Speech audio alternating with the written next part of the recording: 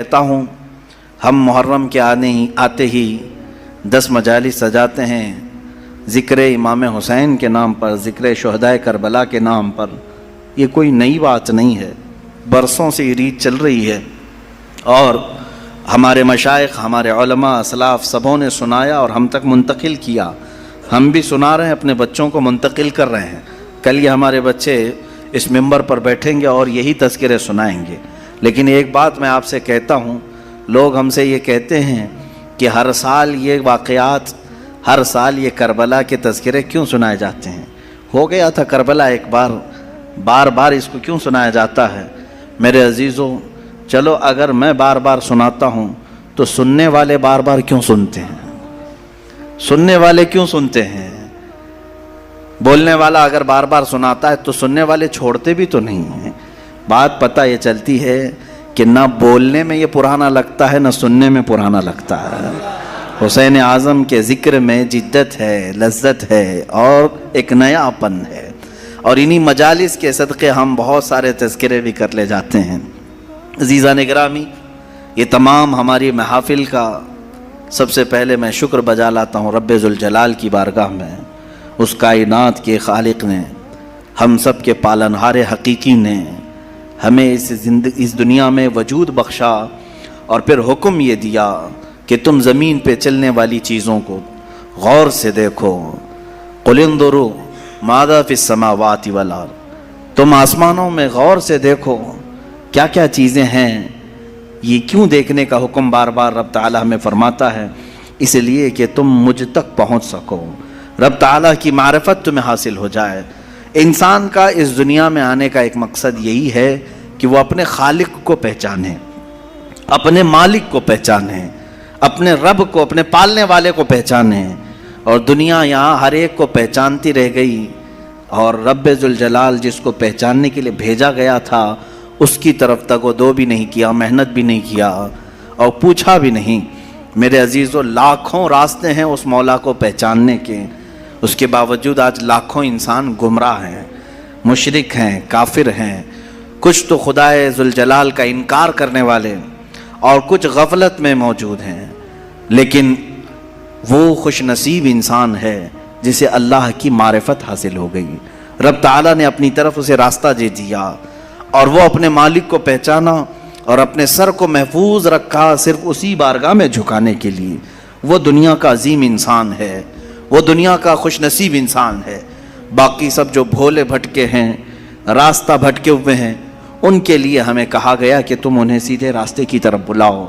آج سے ہماری یہ مجالس اسی ضمن میں بھی ہوں گی کہ ہم ان بھولے بھٹکوں کو دعوت دینے کے لیے بیٹھے ہیں جو اپنے رب کو پہچاننے سے اور رب کے تعالیٰ کے احکام سے بغاوت کر کے پھر رہے ہیں۔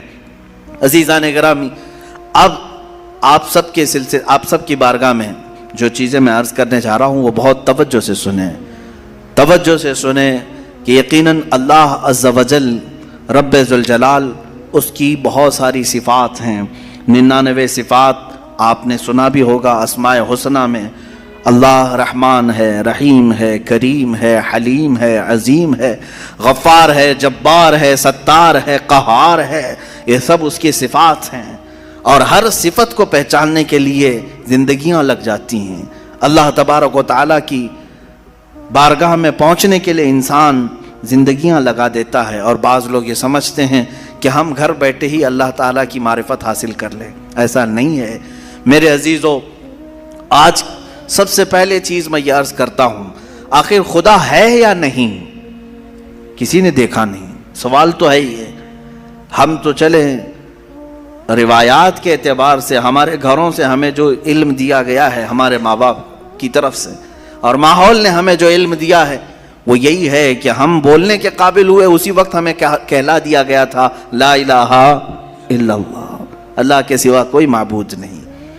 ہمیں اللہ کے وجود کا بہت بچپن میں ہی علم دے دیا گیا، لیکن ہم بڑھتے بڑھتے اب زمانے کو دیکھنے لگے تو پتہ چلا کہ یہاں بہت سارے دہریے بھی ہیں، ایتھیسٹ ہیں، جو خدا کا ہی انکار کرتے ہیں کہ خدا ہے ہی نہیں، کوئی دین ہے ہی نہیں۔ آج میں ان کے سلسلے میں عرض کروں گا کہ آخر ایسا کیسے ہو سکتا ہے کہ کوئی خدا ہی نہیں. یہ اور بات ہے کہ ایک ہے دو ہے کون ہے اس پر الگ بحث، لیکن جن لوگوں نے کہا ہے ہی نہیں تو مجھے تعجب ہوتا ہے کہ آخر عقل تمہاری ہے یا نہیں. عقل سے اگر سوچو گے تو پھر تمہیں مجبوراً کسی نتیجے پر جانا ہوگا. امام اعظم ابو حنیفہ رضی اللہ تعالیٰ عنہ دہریوں کے لیے کھلی تلوار تھے. دہریہ کس کو کہتے ہیں؟ جو خدا کا ہی انکار کرتا ہے، یعنی کوئی نہیں ہے، نہ بھگوان ہے نہ خدا ہے، کوئی چیز ہے ہی نہیں، ہم خود سے چل رہے ہیں. امام اعظم رضی اللہ تعالیٰ عنہ کی بارگاہ میں ایک جماعت آئی ملحدین کی، اور وہ تلواریں لے کر کے ہی آتے تھے کہ موقع پا کر کے انہیں قتل کر دیں. ایک دن امام اعظم ابو حنیفہ رضی اللہ تعالیٰ ان کی جماعت کو آتے ہوئے دیکھا، اور اچانک آپ اپنی مجلس سے کھڑے ہوئے اور کہنے لگے میں کچھ گہری سوچ میں ہوں.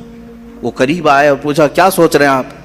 کہا کہ میں نے سنا ہے کہ ایک سمندر میں کشتی چل رہی ہے اور اس پر سامان خود سے لد جاتا ہے، اور بڑی برابر منزلوں پر وہ رکتی ہے اور اپنا سامان خود ہی اتارتی ہے، نہ اسے کوئی چلاتا ہے، نہ لوڈنگ ان لوڈنگ کرنے والے کوئی مزدور ہیں، وہ خود بخود سامان لیتی ہے، خود بخود سامان اتارتی ہے. یہ روبوٹک دنیا بھی نہیں تھی اس وقت کہ وہ یقین کر لیتے، سائنسی دنیا بھی نہیں تھی اس وقت. تو ان دہریوں نے کہا کیا مذاق کر رہے ہیں آپ کہ سمندر میں کشتی بغیر ملاح کے بغیر کیپٹن کے چل رہی ہے اور خود سامان لوڈ کر رہی اتار رہی ہے، ہمارے ساتھ مذاق کر رہے ہیں آپ؟ ہم عقل والے لوگ ہیں، آپ کی اس بات پر کوئی بیوقوفی یقین کر سکے گا.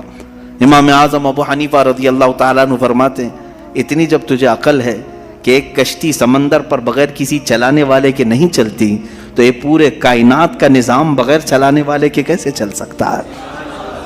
برابر وقت پر سورج کا طلوع ہونا، برابر وقت پر سورج کا غروب ہو جانا، چاند کا اپنی منزلوں پر چلنا، اور یہ سمندروں کا برابر اپنے مدار میں رہنا، اور یہ زمین کا طرح طرح کے پودے اگنا، اس میں پھول کا آنا، پھلوں کا آنا، یہ کیا اللہ کے ہونے کی نشانیاں نہیں ہیں؟ کوئی تو ہے جو یہ سارا نظام چلا رہا ہے. ہاں تم یہ کہہ سکتے ہو کہ مشینیں ہم چلا رہے ہیں، پنکھے ہم چلا رہے ہیں، لائٹ ہم چلا رہے ہیں، چلاؤ دنیا کی ساری مشینیں چلاؤ. لیکن میں اگر ایک فیلڈ میں آؤں ان دہریوں سے پوچھتا ہوں، امام شافعی رحمۃ اللہ علیہ نے کیا جواب دیا؟ میں چاروں اماموں کی بات بتا دیتا ہوں. چاروں اماموں نے رب ذوالجلال کے وجود کے متعلق کیا کیا کہا ہے. امام مالک نے تو یوں فرمایا، آپ سے پوچھا گیا کہ خدا ہے، انہوں نے کہا ہاں. کیا دلیل کیا ہے؟ کہتے ہیں کہ زبانوں کا مختلف ہونا، انسانوں کی زبانوں کا الگ الگ ہونا اور الگ الگ نسلوں کا ہونا، یہ اللہ کے وجود کی دلیل ہے. امام شافعی سے پوچھا گیا آپ کوئی دلیل دیں گے کہ کوئی ہے؟ آپ نے کتنی پیاری بات فرمائی. ارشاد فرماتے ہیں شہتوت کا درخت دیکھا ہے؟ شہتوت کا درخت آپ نے دیکھا ہے؟ شہتوت جو ہے بہت باریک باریک سے پھل ہوتے ہیں، میٹھے ہوتے ہیں، اور اس کا پتا جو ہے وہ کئی قسم کے جانور کھاتے ہیں. شہتوت کے پتے کو شہد کی مکھی بھی چوستی ہے. شہتوت کے پتے کو گائے بکریاں بھی کھاتی ہیں، ہرن بھی کھاتی ہے. یہ سب کے سب شہتوت کے پتے کو کھاتے ہیں. شہتوت کا پتا ایک رنگ کا ہوتا ہے، ایک ہی ٹیسٹ کا ہوتا ہے. امام شافعی فرماتے ہیں شہد کی مکھی اسی شہتوت کے پتے پر بیٹھتی ہے، چوستی ہے، اور اپنے چھتے میں جا کر کے شہد اگل رہی ہے. بکریاں اور گائے اس شہتوت کے پتے کو کھاتی ہیں، مینگنیاں ڈال رہی ہیں یا دودھ دے رہی ہیں. اسی شہتوت کے پتے کو ہرن کھاتی ہے. ہرن نافع پیدا کرتی ہے جو مشک کی طرح ایک نافع ہوتا ہے، نہایت ہی اچھی خوشبو اس کے اندر آتی ہے. امام شافعی فرماتے ہیں ایک شہتوت کا پتا بکری میں جائے تو الگ اثر کرے، شہد کی مکھی میں جائے تو الگ اثر کرے، گائے میں جائے اور ہرن میں جائے تو الگ اثر کرے. آخر ایک شہتوت کے پتے سے نافع، دودھ اور شہد بناتا کون ہے؟ بناتا کون ہے؟ اسی میں امام شافعی فرماتے ہیں ہم روٹی کا ایک ٹکڑا کھاتے ہیں، روٹی کا ایک ٹکڑا کھاتے ہیں، اندر جسم میں یہ روٹی جانے کے بعد آپ سب کو معلوم ہے اس میں سے کچھ حصہ گوشت بنتا ہے، کچھ حصہ خون بنتا ہے، کچھ حصہ پیپ بنتا ہے، کچھ حصہ منی بنتا ہے، باقی کا بچا ہوا فضلہ پخانہ بن کر نکل جاتا ہے. ایک روٹی گیہوں کی کھاؤ، جو کی کھاؤ، جوار کی کھاؤ، روٹی ایک ہی طرح کی ہے. اور اس سے گوشت کون بناتا ہے، خون کون بناتا ہے، اور پیپ کون بناتا ہے، منی کون بناتا ہے، سب کی الگ الگ قسمیں ہیں۔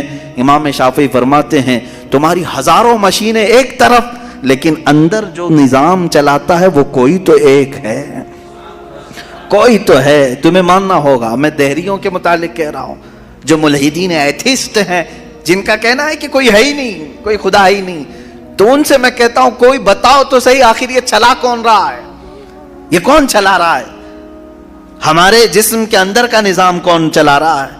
اور قرآن نے انہی کی طرف بار بار اشاروں میں بتایا ہے، آیات میں، کہ کیا تم دودھ کو نہیں دیکھتے؟ دودھ کہاں سے پیدا ہوتا ہے؟ کہ اللہ تعالیٰ فرماتا ہے کہ ہم نے دودھ کو گائے کے خون اور اس کے گوبر کے بیچ میں سے پیدا کیا ہے۔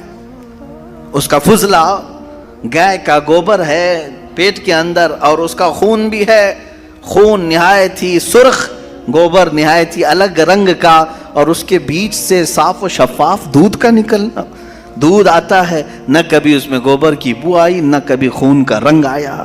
قرآن کہتا ہے آخر یہ کون ہے جو اس طرح صاف ستھری غذا نکالتا ہے تمہارے لیے؟ کیا شہد کی مکھی کو نہیں دیکھتے؟ قرآن کہتا ہے جب وہ ڈنک مارتی ہے تو اس کے زہر کا کوئی علاج نہیں ملتا۔ شہد کی مکھی اگر ڈنک مارے تو زہر چڑھ جاتا ہے اور کئی لوگوں کی موت بھی ہوتی ہے، لیکن وہی اپنے چھتے پہ بھی تھوکے تو وہ نہایت ہی میٹھی غذا ہے، نہایت ہی میٹھی غذا ہے۔